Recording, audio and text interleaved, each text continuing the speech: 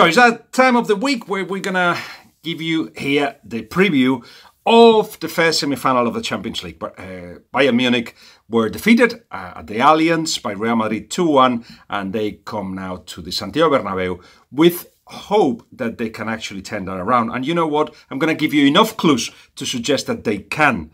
Because, for instance, number one, Real Madrid have actually not beaten a top 6 side in La Liga. So they draw points against Atletico Madrid, Valencia, Villarreal, Betis, Barcelona, against all of them. They were beaten by Betis and Villarreal, for instance. And in the Champions League, they draw points against Spurs, Juventus, that beat them 3-1, and it was only against PSG that they managed to win. So what's wrong with this Real Madrid when they play at home? Quite clearly in the league, they gave up a long time ago when they realized they couldn't follow the pace of Barcelona. But the individual quality has been saving them. Lately, Cristiano Ronaldo, of course, the appearance of Marco Asensio too, Lucas Vázquez as well, Isco sometimes. Not Benzema, who scored only 9 goals all season. But generally, their wins or their good results do not necessarily come from a good team performance, but by individual quality. They've been helped sometimes by referee decisions, or they've been helped by the fact that they have this strong mentality of never give up. That's Real Madrid. There's more clues that, of course, Bayern Munich, when they come to the Santiago Bernabeu, they'll be saying, well, we can, of course we can. We've done it before. And they look back in the last 6 games and they said, okay, we lost the last 6 against Real Madrid, but there's a but with Real Madrid. There always is. Look back at what's happened in the Champions League. Not only Spurs got most of the points against them, when the knockout situation started, you had, for instance, against Juventus, a 3-0 that could have taken the game to extra time. Unexpected, but it was down to how well Juventus understood the weaknesses of Real Madrid. They stopped them building from the back. They forced Real Madrid to play long. They moved the ball quickly. They put a lot of crosses, especially to the second post, because the fullbacks sometimes they make the wrong the defensive decisions. And they were strong in counter-attacks, Juventus, and they're strong as well in the midfield, aggressive even. So that was how Juventus turned it around. PSG had moments in the first 80 minutes, I would say, of the first leg against Real Madrid, in which they looked superior to Real Madrid. It was 1-1 until minute 82 in the first leg. And then the quality of Marco Asensio, Lucas Vázquez turned things around. But this Real Madrid will always give you a chance. My thing with, there's a third thing actually, set pieces. Set pieces, Real Madrid are very weak, and in the first leg against Bayern Munich did not deserve to lose, and actually they created 5 chances through set pieces.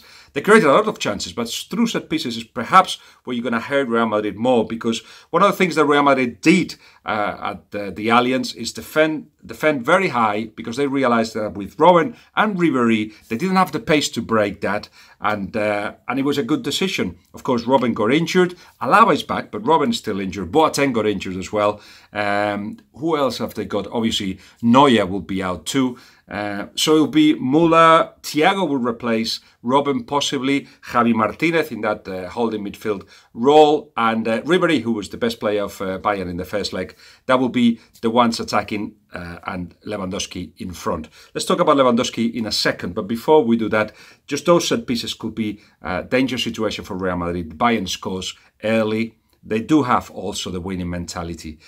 This is a Real Madrid that, as I say, gives you a chance, but they defended very well. Lewandowski, he had 2 clear chances, didn't score, has not scored, I think, in 4 games in Europe, and he's been criticised by Oliver Kahn, who is saying, you know, you have to be a killer when the right opportunities appear and in the biggest of stages, suggesting that he hasn't done that before, but of course he has. You all remember the 4 goals that he scored with Borussia Dortmund against Real Madrid, and generally this is just a goal scorer in any circumstances. So Real Madrid will have to be very careful of him. One of the duels of that game will be, of course, Sergio Ramos against Lewandowski, but my fear is that without Coman, that's another one that's missing. They just don't have enough pace. They're going to need the fullbacks to go forward, and Alaba returning will be a great addition, better than Rafinha in terms of creating especially. And the good thing about this game is that both teams are happy to go forward. There won't be defending, there won't be speculation, and it will be an open game. Open game means anything can happen. And as you remember, of course, Bayern Munich came last season with the same result to the Santiago Bernabeu, and it took Real Madrid to extra time. In that game, Real Madrid were helped by the sending off of Vidal, but also a couple of goals scored in clear offside. So Jupp Heynckes is right when he says to actually get to the Champions League final, you have to have the luck, but you have to have referee decisions in your favour. That is, referee decisions from also doesn't make mistakes, but if it does, it goes in the favour of their team. And that's the thing with Real Madrid. Right now, they are in a run of, yes, amazing wins. And amazing wins they have been. To go to the Allianz and win, to go to Juventus and win, that's fantastic, and it's a proof of the quality, individual quality that I keep saying. They certainly have the individual quality. They also have the possibility of playing different formations with the wingers, Lucas Vázquez and Marco Asensio, or 4-3-3 with two forwards and one next to them, either behind, like Isco, but Isco is going to be missing, Carvajal as well, could be Marco Asensio. Marco Asensio is preferred more wide, but the thing is, he can play with wingers, 4-3-3, 4-4-2, 4-2-3-1 as well, when they use the likes of Casemiro and Kroos, and they allow Modric to go forward. A lot of formations, and that's one of the abilities that Zinedine Zidane has been able to do with this Real Madrid, the possibility of saying, okay, I bring 2 or 3 new players into the equation and the team plays differently. That makes life very difficult for the rivals. What I'm saying in terms of collective and individual is that it's not so much work that has been done in training that the collective just within the game go like, boom, they can change the way they play straight away. It's not so much that, it's the individuals that come into the side that takes the team one way or the other. With Isco, there's more possession. With Marco Asensio and Lucas Vázquez, they just more of counter-attacking team. With Gareth Bale, when he was in a better form, or at least when he had more of the confidence of the coach, you had also the possibility of playing as a centre forward or in one of the wings. Anyway, this is a Real Madrid that has got very good players. On Gareth Bale, Real Madrid insist to him, they don't want to sell. He says he wants to stay. Let's see how that ends up, because there is enough signs out there that suggest that Real Madrid are putting him in the market, even though they're not telling him that. So we will see if that's the case. At the moment, everybody's saying nothing is bound to happen. That's what they're saying publicly. That's why they're saying to each other. We will see.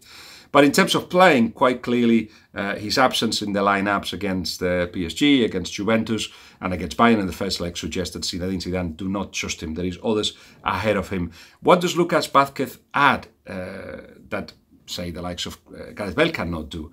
More defensive work. When he loses the ball, he drops deep, he comes inside as well. Sometimes he has to play as fullback. He may actually be the replacement to Carvajal as right back. If that's the case, who will play up front? Maybe Marco Asensio. Certainly with Benzema, I think, and Cristiano Ronaldo. We will see. But in any case, so many possibilities. In the case of Bayern, it looks like, yes, they lack that pace up front. But as I say, with now Kimmich and Alaba, with Thiago, who can control games, and Müller, who's disorganized, but always something happens when he's there, coming into the box, with Ribéry still on top form, even though he's in the mid-30s. You have a team that can do it at the Santiago Bernabeu, but I feel they will do it mostly in set pieces, more than breaking Real Madrid with Peso in the counter. We will see. But it is an exciting game. Another one coming up tomorrow as well. That's the Roma-Liverpool game. But first things first. Let's see what happened at the Santiago Bernabeu. And I will come back to tell you what I thought of it. And I would like to hear from you what you thought of the game too. And at the moment, what your thoughts are of what may happen. So subscribe if you like it. Things are going well. In terms of subscriptions, people seem to be interested, and there's more things coming up. So remember, I'll be in Moscow, Russia for 5 weeks, and we will be doing stuff from the World Cup, and then there is next season too. So that's it for now. I hope you enjoy the football tonight. Cheers, bye.